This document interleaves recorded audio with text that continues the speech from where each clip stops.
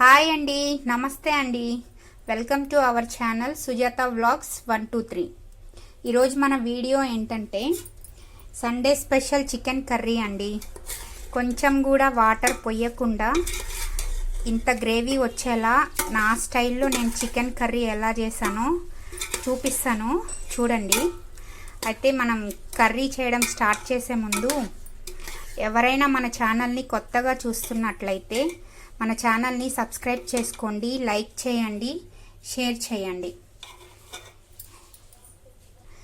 ఛానల్ని చాలామంది చూస్తున్నారు కానీ కొంతమందే సబ్స్క్రైబ్ చేసుకున్నారండి.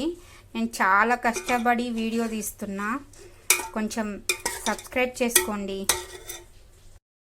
చికెన్ కర్రీకి కావాల్సిన పదార్థాలు: నీట్గా ఉప్పులో వేసి కడుక్కున్న చికెన్,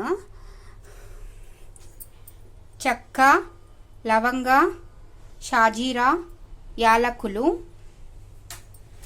కొత్తిమీర, పచ్చిమిర్చి, పుదీనా, కరివేపాకు, ధనియాల పొడి, టొమాటో పేస్ట్ అండి, అల్లం వెల్లుల్లి పేస్ట్, ఇది ఆనియన్ పేస్ట్. ఇవన్నీ నేను పేస్ట్ ఎందుకు చేసి పెట్టుకున్నానంటే నేను చికెన్లో వాటర్ వేయనండి, వాటర్ వేస్తే నచ్చదు నాకు. అందుకని అన్ని గ్రేవీ కావాలని చెప్పేసి అన్ని పేస్ట్ వేసుకున్నాను. గ్రేవీ అవసరం లేని వాళ్ళు మామూలుగా ఆనియన్స్ కట్ చేసి పెట్టుకొని వేసేసుకోండి, ఆనియన్స్, టొమాటోలు అన్నీ. చికెన్ కర్రీలోకి కొంచెం ఆయిల్ ఎక్కువే కావాలండి, లేకపోతే నీచు వాసన వస్తుంది. ఆయిల్ కాగింది ఆల్రెడీ. ఇప్పుడు ఇందులో మనము సిమ్లో పెట్టుకొని నాలుగు మొగ్గలు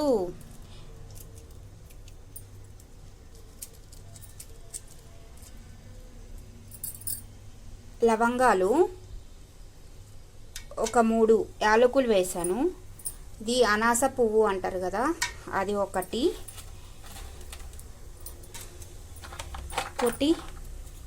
చెక్క అండి,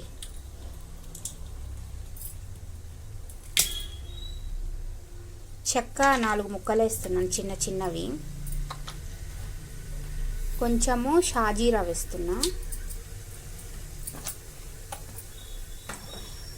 ఫాస్ట్గా చేసేస్తున్నానండి, ఎందుకంటే ఎక్కువ లెంత్ ఎక్కువైనా కూడా చూడట్లేదు. కొంచెము ఇది బిర్యానీ ఆకు, 2 ఆకులు వేసాను బిర్యానీ ఆకు.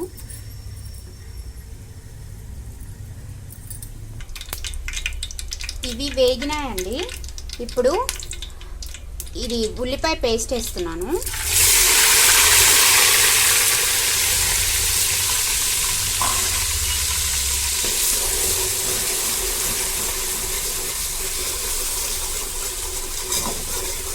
మన ఛానల్ని చాలామంది చూస్తున్నారు కానీ కొంతమందే సబ్స్క్రైబ్ చేశారండి. కొంచెం సబ్స్క్రైబ్ చేసుకొని చూడండి.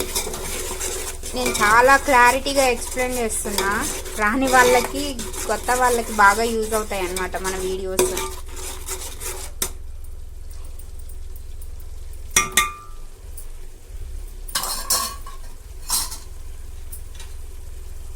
ఇప్పుడు ఇందులో పచ్చిమిర్చి వేస్తున్నా.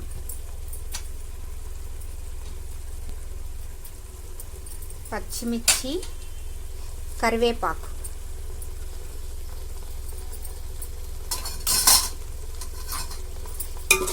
ఇది ఎప్పటి వరకు వేయించుకోవాలంటే ఈ ఆనియన్ పేస్ట్ ఇందులోంచి ఆయిల్ బయటికి వచ్చేంత వరకు వేయించుకోవాలండి.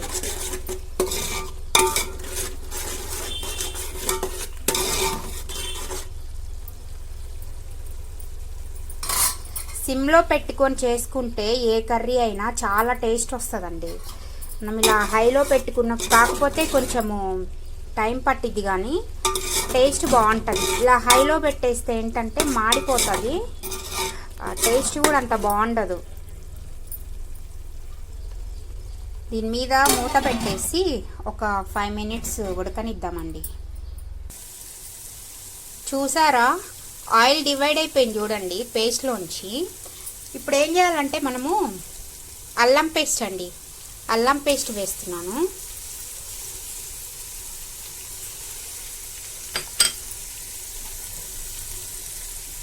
అల్లం పేస్ట్ వేసి బాగా కలుపుకోవాలి. ఈ అల్లం పేస్ట్ వేసిన దగ్గర నుంచి దగ్గరే ఉండాలండి, లేకపోతే మాడిపోతుంది.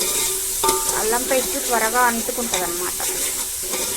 ఇంకోటి కావాల్సిన ఇంగ్రీడియంట్స్లో సాల్ట్, పసుపు, కారం చెప్పలేదు అని అనుకోకండి, అవన్నీ వేసేటప్పుడు చూపిస్తా. ఆ మూడు లేకుండా కర్రీ అవ్వదు కదా. ఈ అల్లం వేసిన తర్వాత కూడా మనకి ఆయిల్ డివైడ్ అయ్యేంత వరకు వేయించుకోవాలండి.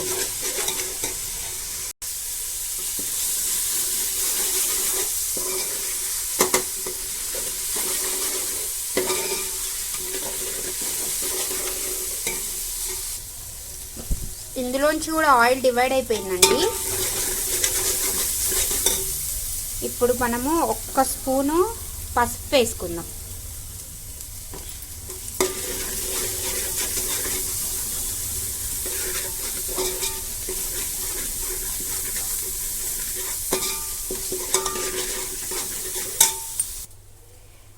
నేను చికెన్ కడిగి ఇలాంటి జల్లి గిన్నెలో వేసి పెట్టుకున్నాను.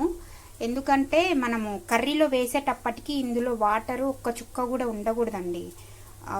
ఆ వాటర్ పడినాయంటే కర్రీలో నీచు వాసన వస్తుంది కర్రీ. ఇప్పుడు ఈ కర్రీ ఇందులో వేసేస్తున్నానండి.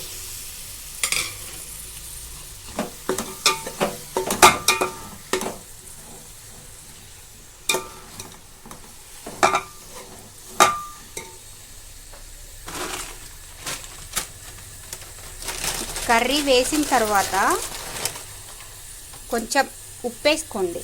నేను కల్లుప్పు వేస్తున్నాను. ఉప్పు వేసి బాగా కలుపుకోవాలండి.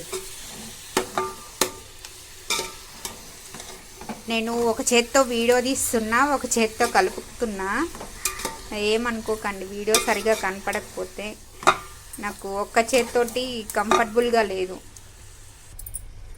మొత్తం ఇలా కలిపేసి పెట్టేసుకోవాలండి. కలిపేసి ఇంకా మూత పెట్టేద్దాం. ఒక 10 మినిట్స్ మగ్గిన తర్వాత నెక్స్ట్ ఏమేయాలో చెప్తాం మీకు. ఇలా మూత పెట్టేసుకోండి. ఒక 10 మినిట్స్ దీన్ని కదిలించద్దండి. ఆ చికెన్లో ఉన్న వాటర్ మొత్తం ఊరి మగ్గుతుంది చికెన్ బాగా.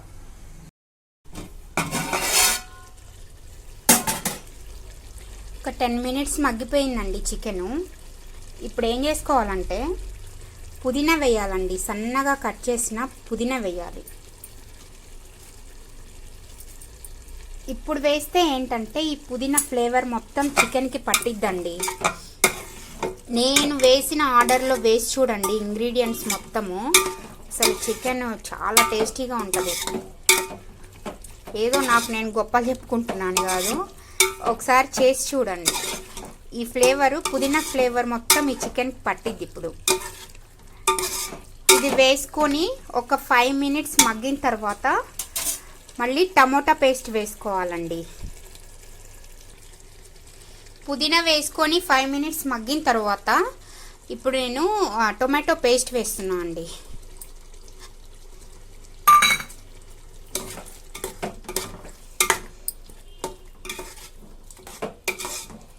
ఇది వేసి బాగా కలుపుకొని మూత పెట్టేసుకోండి. ఒక 1/2 అవరు సిమ్లో ఉడకనివ్వండి. బాగా సిమ్లో ఉడికిన తర్వాత అప్పుడప్పుడు కలుపుకుంటూ ఉండండి మధ్య మధ్యలో.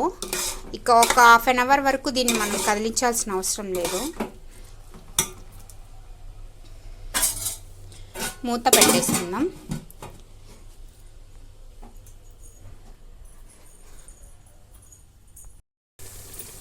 కర్రీ ఉడికిపోయిందండి.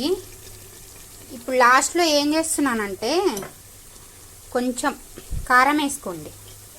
మీరు ఎంత తింటారో అంత వేసుకోండి కారం. కొంతమంది ఎక్కువ తింటారు, కొంతమంది తక్కువ తింటారు కదా. మీకు కావాల్సినంత కారం వేసుకొని ధనియాల పొడి కూడా వేసేసుకోండి. వేసేసుకొని బాగా కలుపుకొని ఇంకా మూత పెట్టేసుకోవాలండి. ఇందులోంచి ఆయిల్ పైకి తేలేంత వరకు ఉడికించుకోండి. ఇంకా అంతే, కర్రీ అయిపోయినట్టు.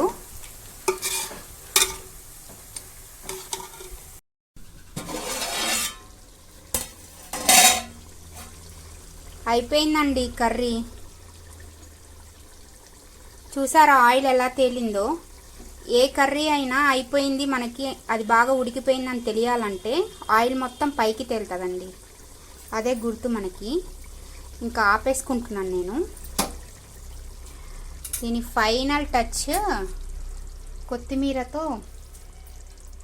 కొత్తిమీర వేసి ఎండ్ చేద్దాం.